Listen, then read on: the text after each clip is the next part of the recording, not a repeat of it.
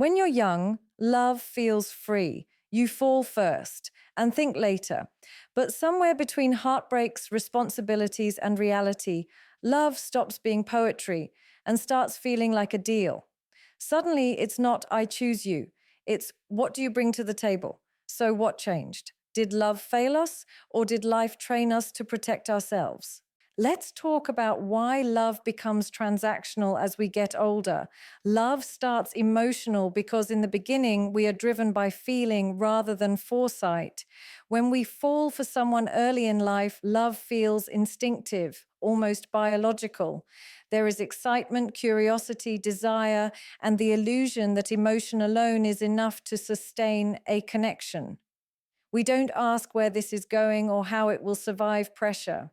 We are present focused, intoxicated by how someone makes us feel in the moment. Love at this stage is expressive and idealistic. It believes that if the feeling is strong, everything else will somehow work itself out. Emotion leads, logic follows far behind, and consequences feel distant or irrelevant. As time passes, emotion alone begins to prove insufficient. Reality starts interrupting romance. Responsibilities increase, expectations sharpen, and life introduces variables that passion cannot solve. Bills must be paid, boundaries must be respected, communication must be consistent, and effort must be sustainable. Emotional attraction doesn't disappear, but it gets tested. People realize that love is not just about how deeply you feel, but how reliably you show up. Slowly, love becomes less about intensity and more about dependability. What once felt magical is now measured against practicality, and the shift is subtle but irreversible. Experience also reshapes how love is approached. After disappointment, heartbreak, or betrayal, emotion no longer feels safe on its own. People learn that feelings can be misleading, temporary, or one sided. Emotional highs are often followed by emotional crashes, and the cost of those crashes becomes heavier with age. So the heart adapts. It begins to ask quieter, more cautious questions. Can this person be trusted? Are their words aligned with their actions? Will this relationship add stability or chaos to my life? Love becomes filtered through reason not because emotion is gone, but because unfiltered emotion has proven dangerous before. With maturity, priorities change. Time becomes valuable, energy becomes limited, and tolerance for uncertainty decreases. Love is no longer pursued for the thrill of feeling chosen. It is pursued for the security of being understood. Emotional connection is still desired, but it must coexist with compatibility, shared values, and long-term vision. Practical considerations enter the picture naturally. Lifestyle alignment, emotional regulation, and mutual effort become essential. Romance doesn't disappear, but it is no longer allowed to override reality. This transition often gets misunderstood as becoming cold or calculating, but it is neither. It is a response to accumulated experience. Love becomes practical because survival demands it. People are no longer just protecting their hearts. They are protecting their peace, their future, and their sense of self. Emotion still initiates love, but practicality decides whether it stays. The older someone gets, the more they understand that love is not proven by promises or passion, but by consistency, accountability, and the ability to endure real life together. Past wounds create silent contracts because pain teaches people to protect themselves in ways they rarely verbalize. After being hurt, most individuals don't announce their fears or outline their emotional boundaries out loud. Instead, they internalize rules based on what once broke them. These rules operate quietly beneath the surface, shaping how they give, receive, and withhold love. What looks like distance, hesitation, or emotional control is often an unspoken agreement someone has made with themselves. Never again at any cost. Love may still be desired, but it is now approached with caution, shaped by memory rather than hope. Every emotional wound leaves behind a lesson, and those lessons become conditions. Someone who was abandoned may unconsciously decide they will never fully rely on another person again. Someone who was betrayed may resolve to always keep a portion of their heart guarded. These contracts are not deliberate strategies, they are survival responses. They dictate how much effort feels safe, how vulnerable feels tolerable, and how close is too close. The person may still say they want intimacy, but their behavior negotiates terms that keep pain at a distance. Silent contracts also redefine expectations. Love becomes conditional without anyone explicitly stating the conditions. Affection is given cautiously, trust is earned slowly, and commitment is delayed until reassurance feels sufficient. People begin to exchange emotional access for consistency, loyalty for predictability, openness for proof. These trades are rarely discussed because acknowledging them would mean confronting the fear underneath. So instead, they remain unspoken, quietly influencing decisions and reactions in relationships. Over time, these silent agreements can create emotional misunderstandings.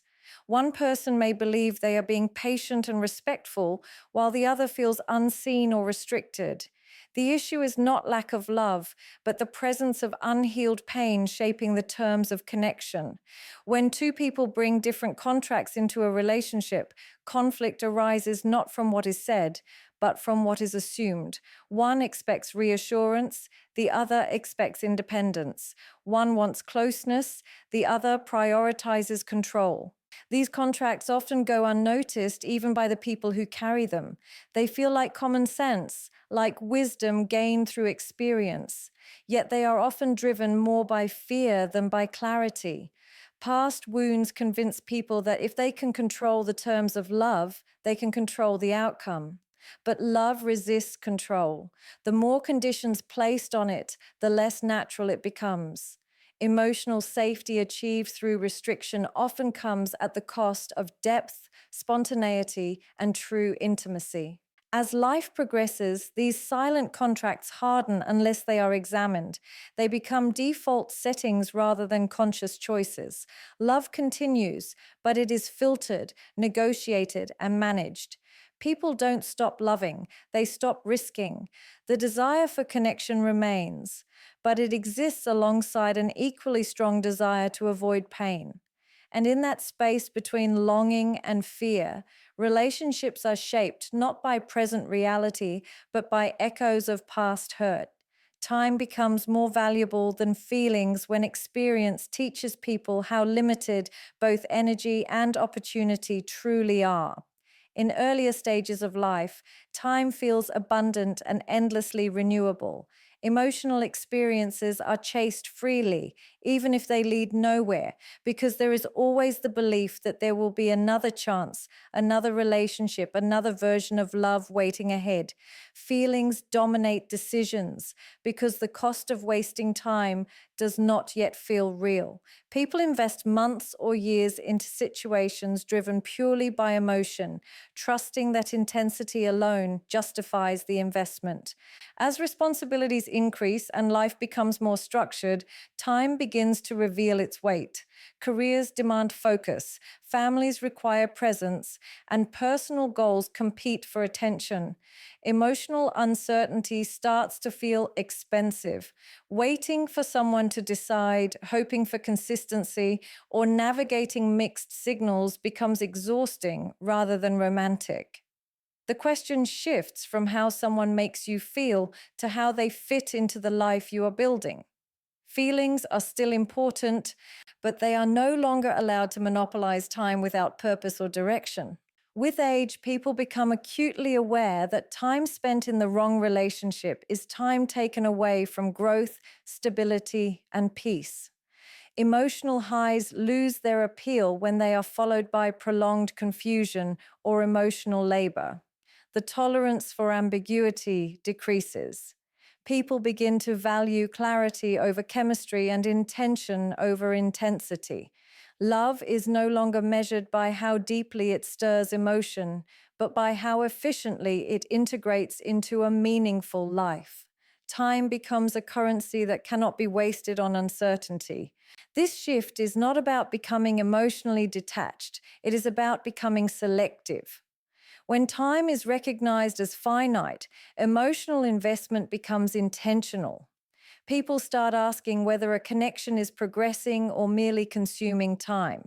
They evaluate whether effort is mutual, whether communication is consistent, and whether the relationship has direction. Feelings without forward movement begin to feel hollow. Emotional attachment that lacks structure or commitment is seen not as romantic, but as draining. As people mature, they also learn that feelings are unpredictable. They can change, fade, or intensify without warning. Time, however, moves in one direction. This understanding makes people cautious about letting emotions dictate long-term decisions. They prefer relationships that respect their time, honor their boundaries, and contribute to their stability. Love becomes less about emotional escape and more about emotional alignment. Ultimately, valuing time over feelings is a form of self-respect developed through experience. It reflects an understanding that emotional connection should enhance life, not delay it. People begin to prioritize relationships that move with them rather than stall them. The heart still desires closeness, but it no longer sacrifices years waiting for potential to become reality. Time becomes the measure through which love is evaluated, shaping choices that favor longevity, consistency, and purpose over fleeting emotional intensity. Security replaces butterflies when experience teaches people that excitement is not the same as safety. In the beginning, butterflies feel like proof of love. The nervous anticipation, the racing heart, the emotional highs and lows are interpreted as passion and depth. That intensity feels intoxicating, especially when love is new and unfamiliar. The unpredictability itself becomes part of the attraction. People chase the feeling because it makes them feel alive, chosen, and emotionally stimulated, even if it comes with anxiety and uncertainty. Over time, those butterflies begin to feel different. What once felt thrilling starts to feel unstable. The same nervousness that was mistaken for passion reveals itself as inconsistency, emotional unpredictability, or fear of loss. People begin to notice that constant emotional stimulation often comes from not knowing where they stand. The excitement is fueled by uncertainty, not connection. As awareness grows, the appeal of emotional chaos fades. What replaces it is a desire for calm, reassurance, and emotional steadiness. Security offers something butterflies never could: peace. It shows up as consistency in words and actions, emotional availability without games, and the absence of anxiety. Security allows people to relax into love rather than perform for it. There is no need to guess, chase, or overthink. The nervous energy that once defined attraction is replaced by comfort and trust. This shift often feels unfamiliar at first, even boring to those accustomed to emotional intensity, but it gradually reveals its depth. As people mature, they begin to understand that love should not feel like survival. Constant highs and lows exhaust the nervous system and erode emotional well-being. Security creates space for vulnerability without fear. It allows partners to be imperfect without threatening the relationship. Love becomes a place of restoration rather than tension. The absence of butterflies does not mean the absence of desire. It means the presence of safety. This transition also reflects emotional healing. When wounds from past relationships are addressed, the need for intensity decreases. Butterflies often thrive in environments where validation is uncertain. Security thrives where self-worth is stable. As self-awareness grows, people stop equating anxiety with attraction. They learn that calm does not mean indifferent, and predictability does not mean passionless. It means reliable connection. Security ultimately becomes the foundation upon which lasting love is built. It supports growth, intimacy, and resilience. Instead of craving emotional spikes, people value emotional steadiness. Love becomes less about how intensely the heart races and more about how peacefully it rests. The excitement transforms into something quieter but deeper, rooted in trust, mutual respect, and the assurance that the connection is not fragile, temporary, or conditional.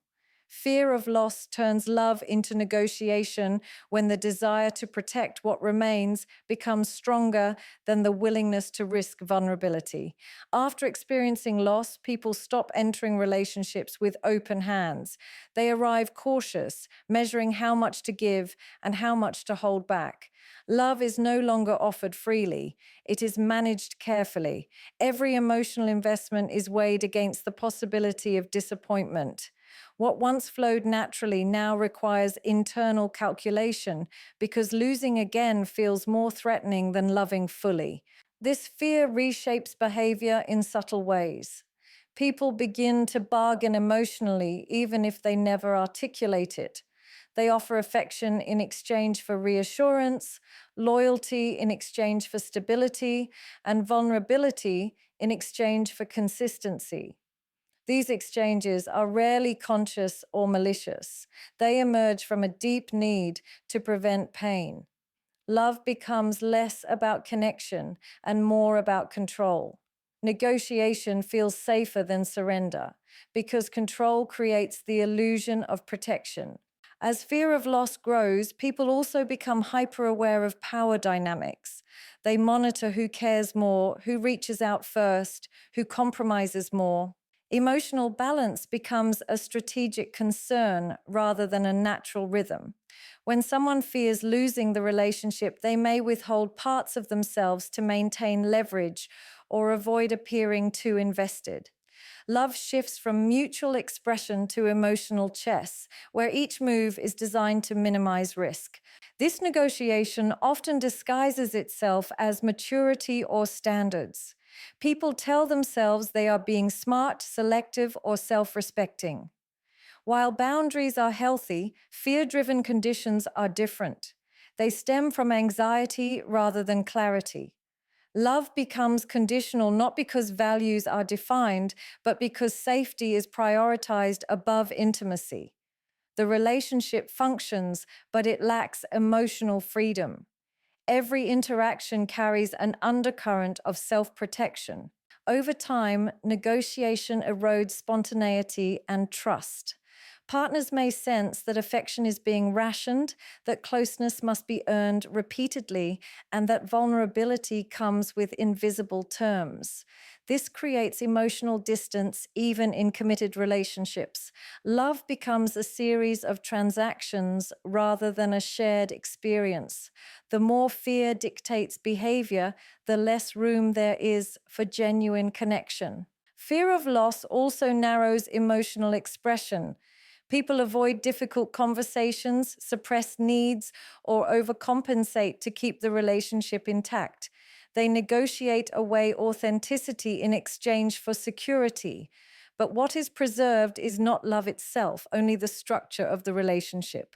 Without honesty and emotional risk, love becomes a contract rather than a bond. The relationship survives, but it does not deepen. When love is governed by fear, every moment becomes a test of stability. People focus on maintaining what they have rather than growing together. The relationship becomes fragile in a different way, dependent on constant reassurance and emotional bargaining. Fear convinces people that if they negotiate carefully enough, they can avoid loss. But in doing so, they slowly replace intimacy with strategy and connection with control. Transactional love isn't evil because it doesn't come from cruelty, selfishness, or a lack of capacity to care. It comes from wounds that were never given the space to heal. People do not wake up one day and decide to reduce love to exchanges and conditions. They arrive there slowly, shaped by experiences where giving freely led to loss, disappointment, or emotional exhaustion. Transactional behavior in relationships is often a defensive adaptation, a way to continue connecting without exposing old injuries to further harm. Unhealed love operates from memory rather than presence. When someone has been repeatedly hurt, their nervous system learns to associate vulnerability with danger. As a result, love becomes structured around safety rather than openness. Affection is offered carefully, trust is extended gradually, and emotional availability is tied to guarantees. These patterns are not expressions of malice, they are expressions of fear. Transactional love is the mind's attempt to create predictability in an emotional world that once felt chaotic and painful. This form of love often carries a sense of fairness and balance. People want to ensure that effort is matched, that commitment is reciprocated, and that emotional labor is shared. On the surface, this seems reasonable. The problem arises when these expectations are driven by unresolved pain rather than healthy boundaries. When love is given with a mental ledger, intimacy becomes conditional. Emotional closeness is permitted only when certain criteria are met, and connection becomes something that must be earned repeatedly. Transactional love also reflects a deep longing for control. After experiencing emotional powerlessness, people seek to regain agency by defining terms. They believe that if they can regulate how much they give and receive, they can prevent future hurt. But love resists strict structure. It thrives in authenticity, not calculation. When every interaction is weighed for fairness, the relationship loses its emotional fluidity. Partners may feel evaluated rather than accepted, valued for what they provide rather than who they are. Despite its limitations, transactional love is not the opposite of care. It is a transitional state between hurt and healing. It allows people to stay connected while minimizing perceived risk. For many, it is the only way they know how to love without reopening old wounds. This does not make them cold or incapable of depth. It makes them cautious. Their desire for love remains intact, but it is filtered through protective mechanisms that were never dismantled. Healing shifts love from transaction to trust. When past pain is acknowledged and processed, the need to negotiate intimacy decreases. People begin to feel safe enough to give without constant monitoring and receive without suspicion. Love stops being a strategy and becomes an experience again. Until that healing occurs, transactional love serves as a bridge, imperfect but necessary, between emotional survival and genuine connection. Love doesn't become practical, guarded, or transactional because people lose their capacity to feel. It changes because people remember what it cost them to feel without protection. Every shift from emotion to practicality, from butterflies to security, from openness to negotiation, is not a betrayal of love, but a reflection of experience. What we often label as coldness is usually wisdom mixed with unresolved pain. Beneath the calculations, the conditions, and the silent contracts is still the same human desire to be seen, chosen, and safe. The real work then is not to shame ourselves or others for how love evolves, but to understand what shaped it. When love is driven by fear, it shrinks into transactions. When it is driven by awareness and healing, it expands into trust. Maturity is not about loving less or demanding more. It is about learning when protection is necessary and when it has outlived its purpose. As wounds heal, love no longer needs to negotiate its worth or guard its presence. It becomes intentional, grounded, and free enough to choose connection not out of fear of loss, but out of clarity and emotional wholeness.